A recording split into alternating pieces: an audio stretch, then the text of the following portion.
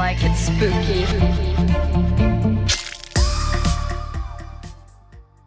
Hey, Adam. What's up, Bobby? Love the background, man. Love all the stuff.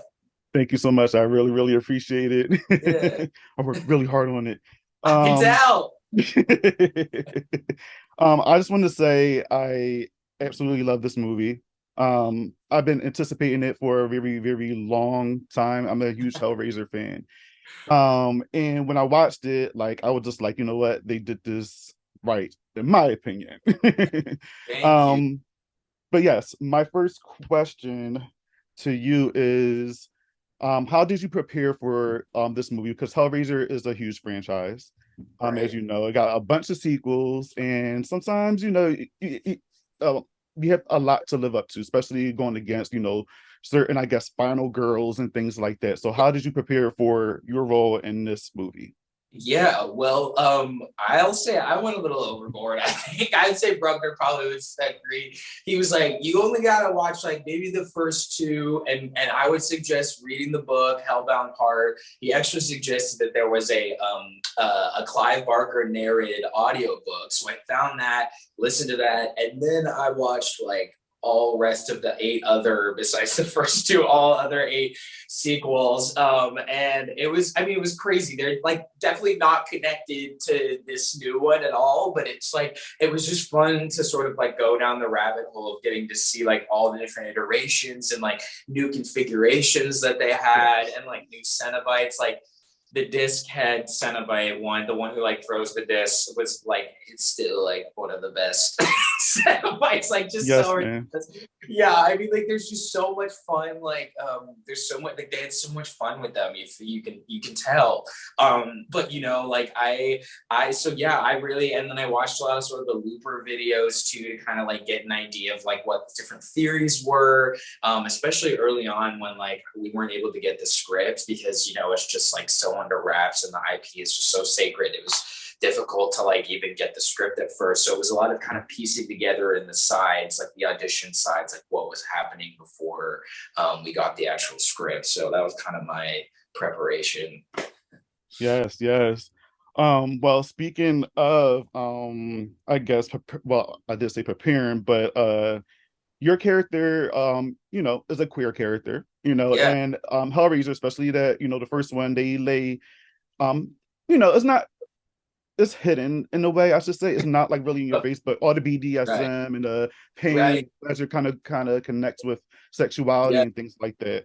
But for your character, I love the fact that you and your partner in the film, it's not focused on y'all sexuality. I just so happen to be just two gay men, with Right. each other, and he's trying to help his sister out and things like that.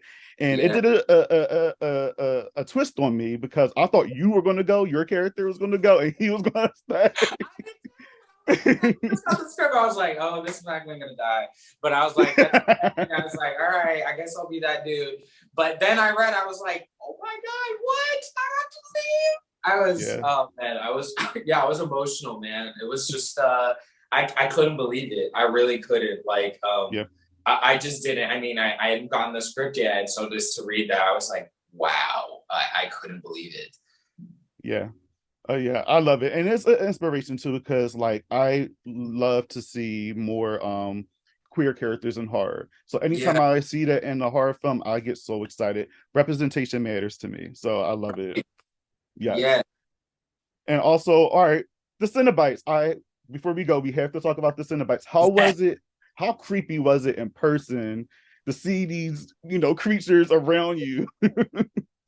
It was wild, man. But like you said, like seeing is believing. Literally, that David was like, let me just actually make each of these really be fully fleshed out in front of them. And it was so helpful. I mean, it's like there's no acting required because they're all just like in these vestments and the skin is glistening and they just did such a good job of the specificity of making them look real for us on the day. And not just for us, but for the audience, like they're getting to see, all the detail. And you just can't really like recreate that. I mean, sometimes you kind of can, but Yeah, I mean, like even looking at like Stranger Things, like you could tell the suit work was like that was always on point. It was just yes, always voice, like the way that, you know, it glistened, and just like the sort of practicality of it, the way he moved his hands. Like, Yes. it's just very, I always get really inspired, and I think it's like beautiful kind of like ode to original filmmaking when you see these practical effects used. Practical effects. Yep, I was Yeah, gonna say that practical effects. I live for it. Nowadays we get a lot of CGI, and I'm right, okay with it if it's done right. But practical effects, right. oh, so Uh, good. Chef's can't kiss. beat it. Chef's No, kiss. you can't beat it at all.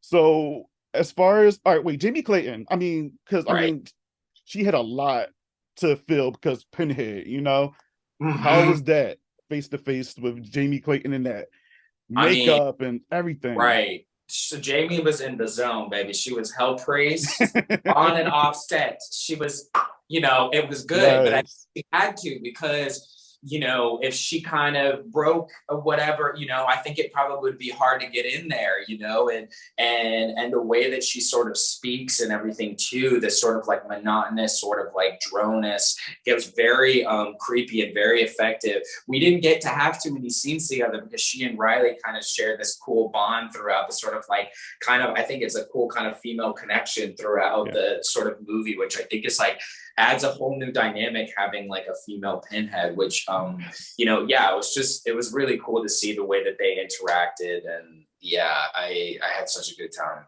Thank you so much, Adam. I can't wait to watch this movie again. I can't wait to watch it again. You did such a great job, and I can't wait Thank to see more of your work. thank you, And Bobby. positive vibes, good energy, and I can't wait to see more from you. Thank you so much. I appreciate you saying that, man. Thank you. Of course.